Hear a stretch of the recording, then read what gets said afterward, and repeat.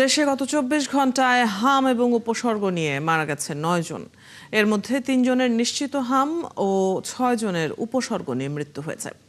হাম পরিস্থিতির আরো খবর নিয়ে আমাদের সাথে বরগুনা থেকে যুক্ত হচ্ছেন সহকর্মী সাগর আকন। সাগর, হাম পরিস্থিতি নিয়ে নতুন কি খবর আছে আপনার কাছে? বরগুনায় এখন কি অবস্থা?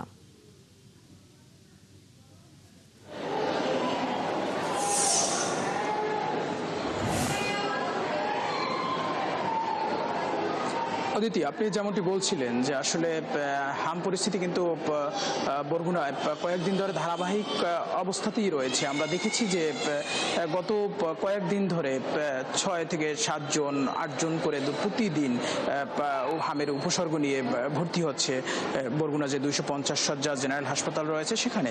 এবং আমি যদি গত ২৪ ঘন্টার কথা বলি, যে এখন পর্যন্ত হাসপাতালের তথ্য অনুযায়ী নতুন করে ৭ জন হাম উপসর্গ নিয়ে ভর্তি হয়েছে বরগুনা জেনারেল হাসপাতালে, এবং মোট ভর্তি রয়েছে এই হাসপাতালে ৩১ জন উপসর্গ নিয়ে কিন্তু ভর্তি রয়েছেন। এবং এখানের যদি চিকিৎসা ব্যবস্থার কথা যদি বলি, আপনি দেখতে পাচ্ছেন যে আসলে এখানে কিন্তু হামের যে রোগীরা রয়েছে, যে আক্রান্ত যারা রয়েছেন, তাদেরকে কিন্তু মেঝেতেই বেড দিয়ে তারপর কিন্তু তাদের চিকিৎসা দেওয়া হচ্ছে। আলাদাভাবে তাদের কিন্তু কোনো বেড নেই এখানে। কারণ আমরা এখানের যারা দায়িত্বরত চিকিৎসক রয়েছেন তাদের সাথে আমরা কথা বলেছি, তারা যেটি জানিয়েছে যে আসলে রোগীর পরিমাণ শয্যা অনুযায়ী বেশি হওয়ার কারণে তারা আসলে বেড দিতে পারছে না। এবং আমরা একটু কথা বলবো এখানে যা রোগীর স্বজনরা রয়েছে তাদের সাথে, আসলে এখানের সেবা কিভাবে তারা পাচ্ছেন এবং আসলে কি পরিস্থিতি।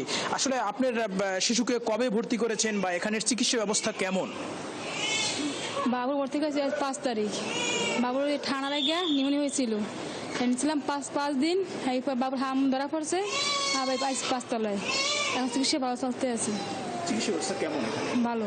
হ্যাঁ, যেমনটি শুনছিলেন অদিতি, যে আসলে এখানের চিকিৎসা ব্যবস্থা নিয়ে স্বজনদের তেমন অভিযোগ নেই, কিন্তু তাদের একটি অভিযোগ রয়েছে। স্বজনরা আমাদেরকে বারবারই জানিয়েছে যে এখানে ডাক্তার সংকট রয়েছে, যে প্রতিদিন মাত্র একজন ডাক্তার একবারের জন্য দেখতে আসেন। সেক্ষেত্রে যদি এই চিকিৎসক সংকট সমাধান করা যায়, সেক্ষেত্রে এই উপকূলবাসী কিন্তু যে চিকিৎসা সেটি কিন্তু নিশ্চিত হবে। সাগর, আপনার কাছ থেকে আমরা জেনে নিচ্ছিলাম পরিস্থিতি। ধন্যবাদ যুক্ত হবার জন্য।